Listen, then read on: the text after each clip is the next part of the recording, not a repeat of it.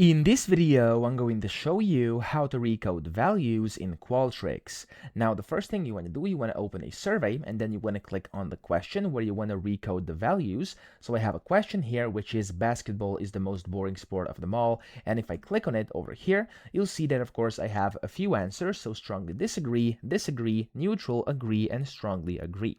Now, if I go to the left here inside Edit Question, if you don't see it, just click on the arrow to show the side panel, scroll down and click on Recode Values. Now, in this case, if we're looking from a perspective of a basketball fan, if they click on Strongly Disagree, which means they love basketball, of course, because they don't agree it's the most boring sport of them all, then they would only get 1 point. And in this case, if they agree and if they hate basketball, they're going to click on here and they're going to get 5 points, which of course is not true. So to recode these values, you simply want to click on Recode Values over here, and you can click on Recode Values, and then if you simply want to go reverse, you can just click on Actions and then reverse Recode Values Order, and it's going to do that automatically. Then when you save, it's going to get applied, and now it's correct. Or what you could also do is just manually do this, okay? So you could do a Recode Values, and then you could do like 5, 4, 3, 2, 1, press save, and the same thing is going to happen. So that's how to recode values. I hope this video helped you out. If it did, please subscribe to the channel and help me out as well.